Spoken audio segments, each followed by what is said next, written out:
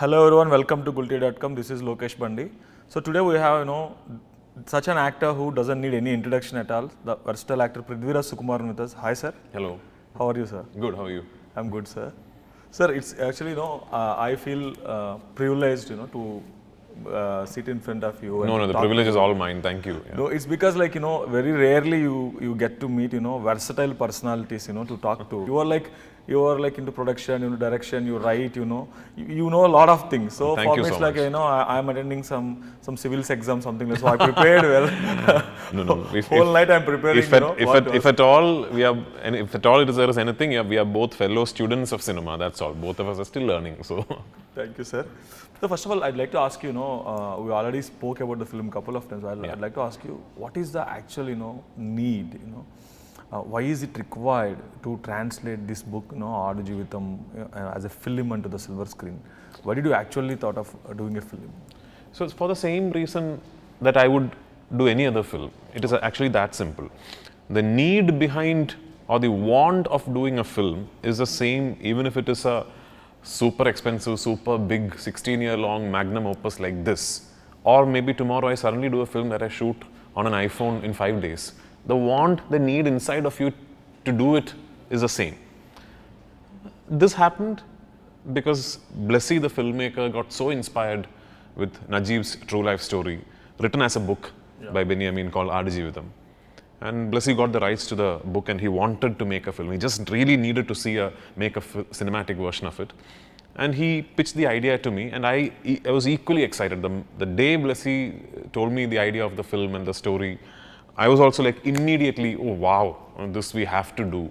And both of us knew that this is not going to be as easy as doing any other film because it required a lot of preparation. In fact, when we first started talking about the film, it was impossible to do it for the kind of vision and scale and budget and everything. I'm talking about 2008, 2009, that time. So you told me your website started in 2009, 1 year before that. So the idea of your film started. Yes, yeah. It was impossible, at least in Malayalam, it was impossible. But still we were dreaming. We were like, we will make it happen somehow. We didn't know how, but we said we will make it happen. It took us 10 years actually. 10 years, multiple attempts, so many discussions, meetings, trying to pitch it to so many investors, studios, everything. Finally in 2018, we managed to start the film. Because in those 10 years, a lot of things about cinema had changed. Malayalam industry had become much bigger than it was in 2008, 2009. So finally we could dream of doing something like this. So, but again, I'll come back to the question again. It's like if it is a survival thriller, every survival thriller will have a similar line actually. There should be something in the screenplay or something so special, in Mr. Najib's life that you might have thought that this will click with the audience, this will connect to the audience, because at the end of the day, whatever you have spent on the film, it should come back, from the box office. Correct. So what do you think is that element that will click at the box office in terms of this film, sir? So every good survival story has a common thread running through it, because survival in itself is about resilience. So every good survival story will have the common thread of the human spirit, the resilience of the human spirit running through it. It could be something as, like the time span could be as small as, let's say, a 127 hours, a Danny Boyle film, It's about those 127 hours. It's about survival. It's about the spirit, the strength of the human mind. It could be something like Aadujeevitham, which is about 3.5 years in a desert. Again, the thread is the same. It's about resilience. It's about spirit. If the narrative in the film that carries that common thread that you have seen multiple times, if that strikes you, if the viewer is able to identify with it, you can say that story 10,000 times in 10,000 different ways. 10,000 times it will work. That is the glory of that particular thread, that particular element. But regarding Najib's story, there was one layer to it which I thought was incredibly new. Because this is a man who had to spend 3.5 years amongst animals, amongst goat and sheep. And at the final stage of the character's metamorphosis, which is actually this stage, you will start realizing that he's now slowly moved away from he's almost starting to move away from a human existence. For 3 years, he's not spoken, he's not used his language. So it's tough for him to construct a sentence. So even the performance is like that. When he says a line, he's not able to say one full line properly because he's not used the language. there are multiple behavior patterns in him that resembles the animals around him. You know, he's adapting to the circumstances and the elements around him the way the animals are adapting. So that character arc I thought was very, very new. I haven't read or seen another story where maybe there's a Tarzan, you know, which is not really a survival story, but when you read Tarzan, you see how, you know, somebody who's spent a lifetime with animals almost becomes one of them. Yeah. Small arc similar to that is there in this character, which I thought was very, very gripping. And, you know, that was an amazingly cinematic thing for somebody to have lived through. And imagine the strength of the man to have been able to survive like that. Yeah. Yes, yes. So, but actually, you know, one thing is like the kind of, if you read the books, you know, they will have like, you know, for example, it is 500 pages book. It will be like, you can make almost 10 films out Correct. of it, because each scene will be very elaborative. Correct. You know, like somewhere like from going here to there, simply a snake appeared. That will be like what 2-3 pages, because the writer want to imbibe that fear in the reader's mind, you know, and they want us to visualize that thing. Yeah. But when you translate that to film, that could be only some 2 to 3 shots, simple 3 shots, and the sound design, it matters. So while picking that, you know, concentrate, like yesterday you said already, you pick the concentrated version of the book. So how will you choose, you know, whether director Blessisa or you, how will you choose, you know, what exactly to pick? Because again, the novel, you know, that novel format, that won't fall into our traditional screenwriting format. You can't give like one linear arc, one curve, you know, one side like inciting incident. You can't give that, because there's a real life. And also everyone knows the fact that he's someone who went to Saudi Arabia, who was wrongly, you know, picked and who was made to work in the desert, then he escaped, then again he was caught by the police. All that story, it's known, and it has no arc actually. It has only, his experiences are there. The book is like full of experiences. So if you want to fit that into a 2-hour drama, so what are you, did you made any changes, or you like, you are very close to the reality, or? So that is the magic about making a film from a book, no? I mean, you pick 10 filmmakers, give them the same book, tell them to make a film, you'll end up having 10 different films. Yes. And they might be entirely different. 10 different versions of the same story. Yeah, I mean, so if tomorrow you make an Aadujeevitham, it could be a very different film to this Aadujeevitham, which is very true, because everyone who's read the book would have seen their own version of the story, would have imagined their own version of the story. They would have their own pictures, you know, that they have seen in their mind as they are reading. Literature always has the liberty of micro-detailing, like you rightly said. You know, this is a book that spans across 43 chapters. It's a big book. And in literature, like you said, you can micro-detail. You know, you can spend paragraphs and paragraphs on one particular moment of somebody's life. And you also have the opposite liberty. In a book, you could encapsulate 1 year in a paragraph, you know. But the thing is, when you make a book into a film, 2 things that you should be very aware of is, you can never make a book like Aadujeevitham exactly like that into a film. Because like you said, for something as superficial as a runtime alone, to be translating that detailing into screen would mean you make a film of 12 hours. That is impossible. Secondly, more importantly, I don't think you should set out to challenge the reader's imagination. The film shouldn't challenge the reader's imagination. This should not be a film that is telling a reader who's read Aadujeevitham, you were wrong. No. What you imagined is wrong. This is what it actually, we shouldn't challenge that. What can we attempt to do? You said there is no arc. I disagree. There is an unbelievable arc of the character, an arc that is emotional. It's an emotional arc of the character. When you read the book, there are things that you felt in you. You would have imagined, you would have seen visuals, you would have seen pictures, but you felt something inside of you. That feeling has a story. The idea is to recreate a visual manifestation of that feeling, of that emotional arc. So the attempt behind the film is to try and make you feel what we imagined Najib must have felt, is to try and make you feel what we imagine you must have felt when you read the book. And if you identify with that feeling, if you identify with that emotional arc that we have attempted at creating within the film, I think it would be an epic cinematic experience. Superb, sir. I'm looking forward to that. So then, like, you know, I spoke about your transformation, you know, for the role. Actually, you put on weight, then you lost weight. when you're doing such things, there are two things that could happen. Like I asked you about the health thing yesterday already. So now I'd like to ask you about some, only few actors like, very, very, very talented actors like Mr. Kamal Hassan and Mr. Vikram. They have done this transformation from either they became skinny and suddenly they're looking huge for the same film. They did that. So when now you are in that slot where you are compared to Mr. Amir Khan in Dangal, you are compared to such kind of people. How do you exactly look at that? Because of course, on the top of that, more than the transformation, it is the acting, the performance that actually matters basically. That is there anyway. Now that it is Mr. Prithviraj, that is there anyway. But I'm asking about when they compare you with those likes, with Mr. Kamal Hassan and Vikram. I mean, Kamal sir and all is, Kenny, Vikram and all is on a different league, okay? I'm nowhere near to all these names you're mentioning. But all of them did it as part of an assignment that they took up, and that is portraying a particular character. And I also had a similar assignment that I have, when I said yes to this film, one of the very first things that I was aware of was, if I'm doing this film, this is going to be involved. But unlike, let's say, for a film, you go to the gym and you put on muscle and you have a six-pack and you take off your shirt for a fight sequence. Unlike that, the transformation for this particular character is actually, it's a screenplay instrument.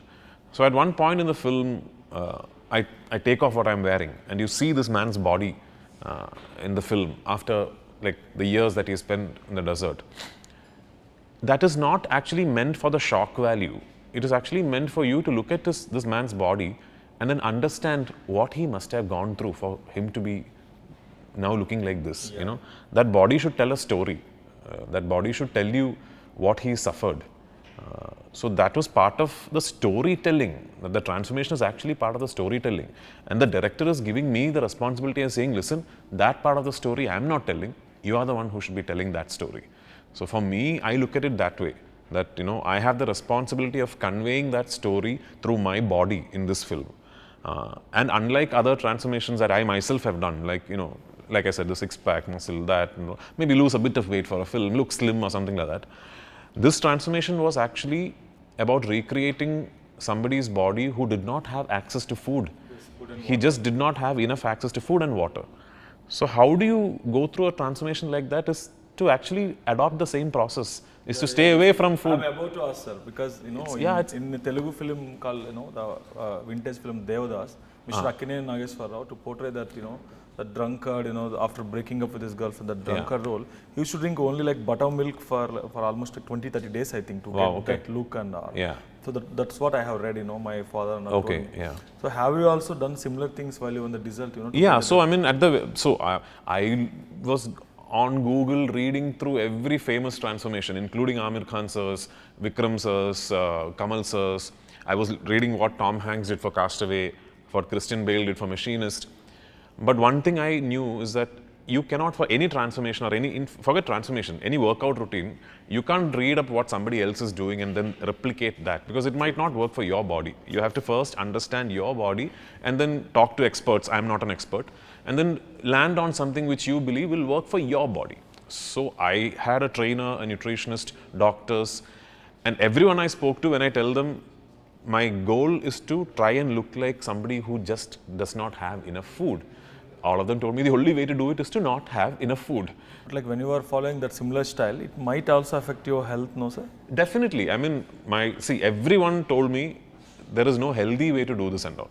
Like it's not, everybody told me, like you have to be aware that you're putting your body at risk. Whatever you're doing might have, after effects. It is not healthy. And we recommend not doing it. And my doctors were very clear about it. They said, we recommend not doing it. But I have taken up the challenge. I knew that this was involved. I did it the safest way possible, which is not to say that it was very safe. And my transformation was largely based on fasting, which is not eating. So at some points, I used to fast for 3 days. That is 72-hour fast. For the longest time, for almost 8 months before I shot the slim portions of the film, I was continuously on a 16-hour fast, which then I used to push to 20 hours, then 24 hours. Multiple times I have done 48-hour fasts. So that fasting was the cornerstone of my transformation. And I was constantly hungry. It was not good. I know there is research about the benefits of fasting and all that I don't know. You have to look up. I'm not an expert. But I did not feel great. I'm not going to sit here and tell you, oh, I was feeling on top of the world. No, I did not feel great. I felt weak. I felt like, I was at my weakest, and it was not a good feeling inside of me, but that was what I needed to do for the character, and I did it. I will not do it again, actually. I don't think I'll do a transformation like this again. Yeah. Anytime in your career? No, because I don't think it's, my body will take it once more. Yeah. Understood. Sir, like, a general question, like, see, the transformation what you have done, that's a lot of hard work, but that will not be felt on the screen unless you chose to show something there. Otherwise, like you have shot in the desert, where there will be extreme temperatures. In winters, it could get to -10, -15. Yeah. And in summers, it will be like 50 degrees and 60 degrees. It was, yeah. But audience won't know that. If you're putting a camera out there, a camel, the sun, you never know what the temperature is. That you just only looking like sand dunes, gold. Look, Correct, it's all completely different thing. So how do you actually think, you and the director, all this hard work will turn up into a masterpiece on the silver screen, provided with the fact deserts are always, romantic elements for us, for Telugu films and Bollywood films. Whenever you think of desert, even, Mr. Prabhas has shot, Yogi, that song in the Egyptian desert. The same Jordan desert where you have shot the, Ram Charan has shot a song for one film, Govindrandu. All romantic numbers. I just recently shot a song for a Hindi film in the same location. That Hindi film is also going to release, called Bade Miyan. Same location we shot. Yeah. Song as well. Yeah, one song we shot. So most of the times they shoot, romantic numbers there. Now you are like switching the whatever, there will be certain basic feels, about certain thing, there will be certain connection. Now you are like altering that connection for the audience in terms of watching the desert. At the same time, all your hard work, the transformation, everything that has to turn up on the screen. So what do you actually do to make it happen? So one thing we were very aware of as a filmmaker, Blessy was very aware of, and even I was quite aware of, is that we are not making a film about desert. It's not a film about the desert. So we are not going there to shoot the desert. Having said that, the desert is a character in the film. The arid circumstances, the no moisture, there's no water, the absolute dry desert is a character in the film. So it was very important for us to always be aware of the fact that don't shoot the desert, shoot the story, desert as a backdrop, and treat the desert as a character in the film. And there is a beautiful dichotomy in the narrative of this film, because Najib's past, before his desert life, he used to be a sand diver. Like, in Kerala in the early 90s, there used to be people who would free dive into the riverbeds and take the sand from the riverbeds for construction. It is now banned, you can't do it, it's illegal. But early 90s, it was allowed, and there was a lot of people making a living like that. And people who used to do that would be, for 4 to 6 hours, they would be underwater. Like, constantly their world is surrounded with water. And he's from a part of Kerala where it's by the river and it's lush green and there is unlimited water. And that is his past. And here there is no water to drink, there is no water for ablution, there is nothing. So that dichotomy we have actually worked into the narrative. Secondly, when you shoot in a desert, it is extremely important to capture scenes in the correct light. And when I say correct light, I don't mean beautiful light, I mean correct light. So within the screenplay, we had made a very specific plan on this scene happens early morning. This scene happens mid-afternoon when the sun is exactly on top, and like when the sun goes on top in the desert, it's very hard to even open your eyes because there is reflection from the sand, so you're always like that. So we wanted that scene to look like that. This scene will happen just before sunset, so we had timed each scene like that. And we miss the shot, or like if the shot is not okay, then again you have to come the next day. That is how we shot the entire film like that. So if there is a sunrise scene in the film, we have shot that scene across 25 days sunrise, if there is a stark afternoon scene in the film, we have shot it across 7 or 8 afternoons in the film.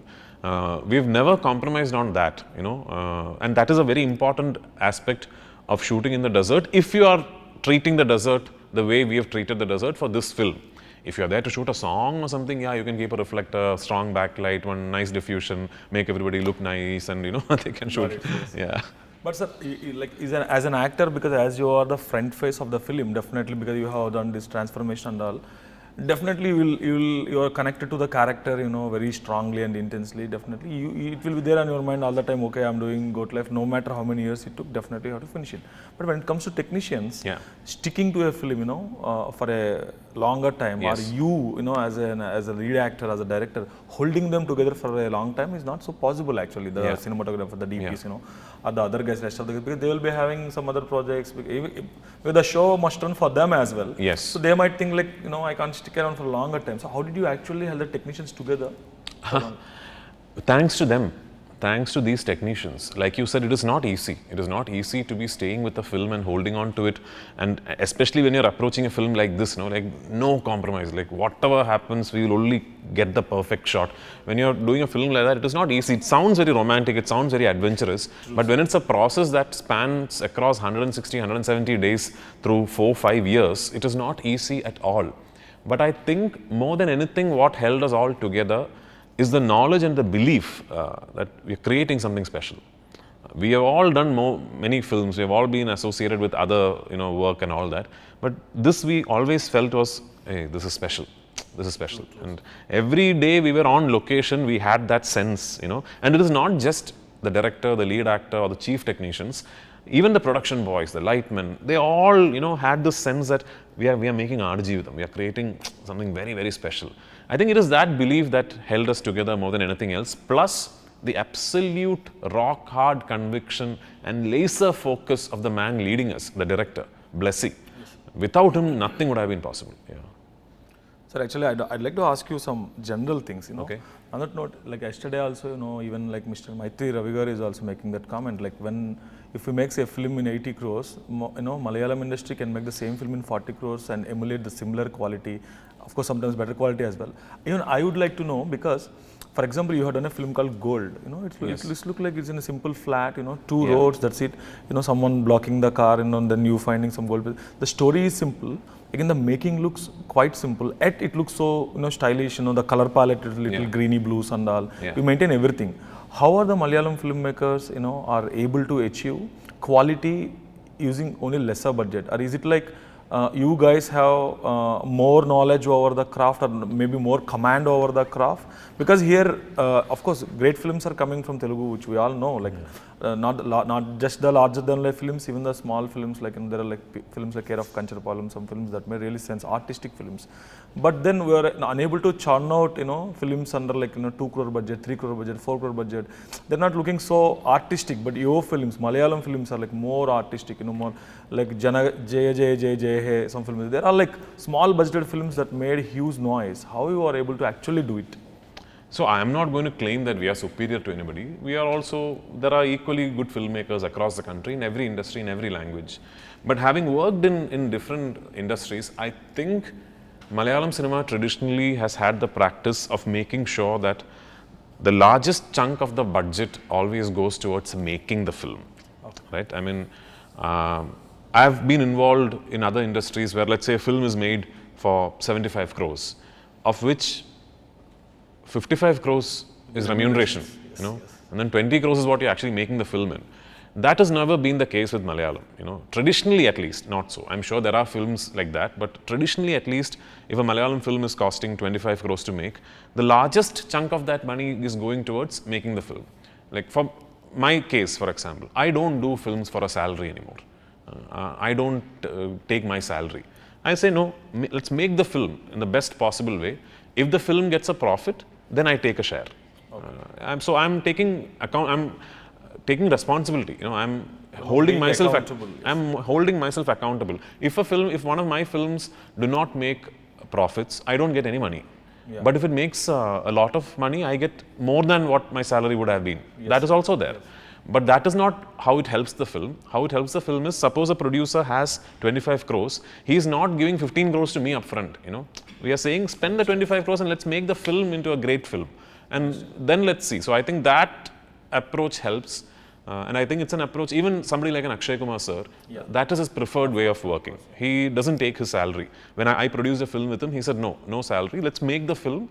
And when the profit comes, he'll take his share of the profit. So that practice, I think, has allowed Malayalam cinema traditionally to spend more of our resources in making the film which is maybe why our films appear technically good.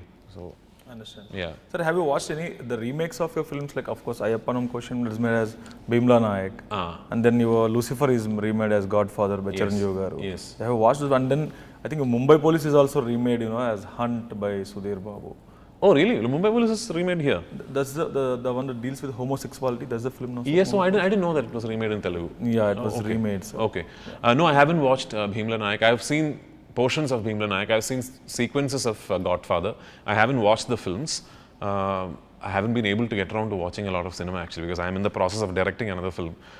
So yeah, I haven't, but it's okay. But I'm assuming we are soon getting into an age where remakes will no longer be relevant because now I think when exactly. Now what is the point in remaking a Goat Life anywhere? It's releasing in everywhere in every language. So we are getting into that age where I think remakes won't happen very frequently at least. So now that anyway Lucifer is remade as a Godfather, you are coming up with the sequel, L2 Empuran. I think I expected that maybe you would simultaneously directing both Chiranjeevi Garu and Mohanlal sir at the same time. I'm hardly able to direct one film at a time. It is 2 films at a time. I'm not that good and all. Okay. So because earlier they offered you to direct and Chiranjeevi Garu offered you to act in another film. Yeah. Maybe this collaboration would have happened, no sir, if you made. No, I would love to do a film with Chiranjeevi sir, definitely. But I can't do it together and all that. And also, I don't think that's how it will work. I don't think what I'm making in Malayalam, I can make the exact thing in Telugu and I don't think it will work. It will have to be different. I'll have to reimagine the adaptation. I'll have to reimagine the nativity. It's not like you take that film and make the exact same thing. I keep a frame, shoot with Mohanlal sir and then okay, maybe just get Chiranjeevi sir and shoot the same shot. I don't think it will work that way. Yeah. Sir, actually, we got, we developed, this love for you after watching films like your short roles like in Lucifer, Yeah.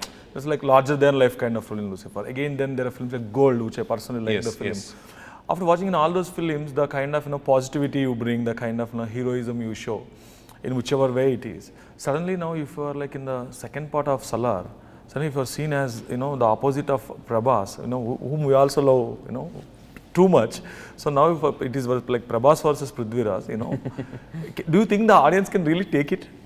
So that is what Salar is about. Okay. Salar is about how did 2 friends who could kill for each other and die for each other become the biggest of enemies. That is what Salar 2 is about. And that is the nicest part of the Salar story to me. And what happened between these 2 people. And that is Shouting Parva. So when are you going to start the shoots? Very soon, actually. Salar 2? Yeah, much sooner than people think. Okay.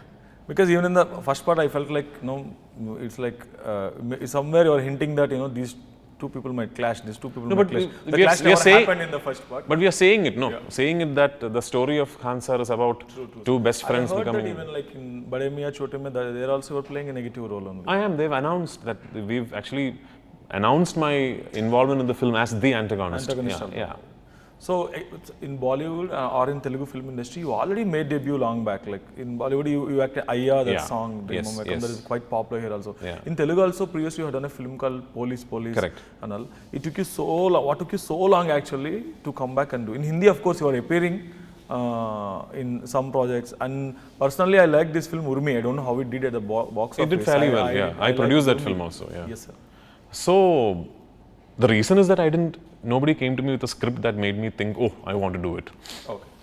I've heard, I have multiple filmmakers from Telugu have approached me, including Maitri Garu. They've all approached me with various offers from Telugu over the years, but nothing that I really wanted to do. Then couple of things that I wanted to do, frankly, all happened during the time I had set aside for this film. For the longest time, I was having a beard and I was slim and all. So in between that, I didn't want to break that and then go and do something else. Couple of directorial offers that came my way also that I thought would have been good to do, I couldn't do because I was involved in this film. And now recently only suddenly Prashant offered me this film called Salar and I really liked what he was trying to make and I liked my role, everything. So I said yes. Same thing with Hindi cinema also. I was shooting for this film in Algeria actually when Karan Johar reached out to me and said, will you read a script? And I said, sure. And he emailed me a script and I read it and I really liked it. And then soon after that, for some reason, Ali Abbas Safar got in touch and said, there is this role that I want to do, I want you to do, please, you have to.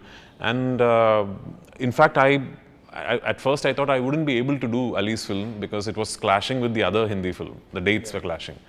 But then Ali also moved things around a lot, and Dharma also sort of moved things around so that I could do both films. So it just happened like that. It's not like suddenly I have decided now let me do Hindi cinema, so I'm doing 2 Hindi films. It didn't happen like that. Did you pick up any Telugu script? Are you considering any standalone Telugu film?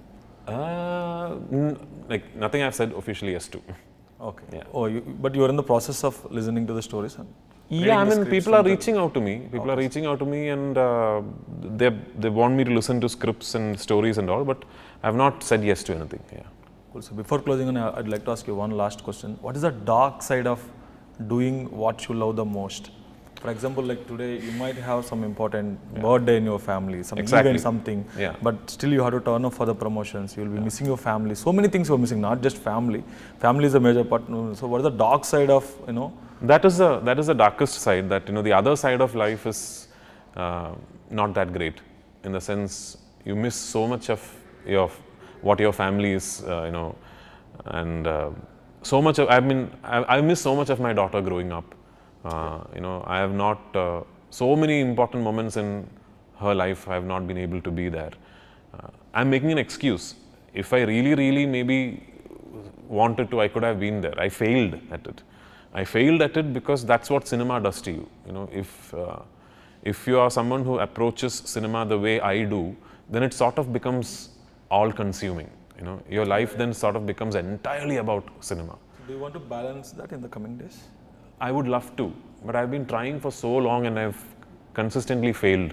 So I think now my wife has given up on it. She knows that no point in telling him, So now we have like this forced breaks. We have told ourselves, wedding anniversary, birthday, we have to go somewhere. Like, it could be a place that we have gone to 1,000 times, but we still have to go. So if we don't create that deadline, tickets are booked, hotel, we have to go, then maybe I won't even do that. So it will become, I'll miss that also. So now that is how it works. For the past so many years, like, okay, wedding anniversary, my birthday, wife's birthday, daughter's birthday. 4 times in a year. It could be 3 days, 2 days. You have to go, like no choice. So at least like that, we will get some time. So. Thank you so much, sir, for talking to us. I wish you all success, with Goat Life in Telugu and all other languages. And I wish you will bring an Oscar, to the country again. Let's hope so. Thank you so much. That's what I am expecting from you, sir. Thank you so much for talking to us. Thanks a lot. That's all for the now, guys, from Mr. Prithviraj Sukumaran and me. Keep connected to Gulte.com. Thank you. Hi guys, this is Janvi Kapoor and you're watching me on Gulte.com. Hi guys, nenu mee Rakul and meer chustunaru Gulte.com. Hi guys, it's me Rashi Khanna and you're watching me on Gulte.com. And you're watching us on Gulte. If you like the video, please like, share and subscribe. Only love to you.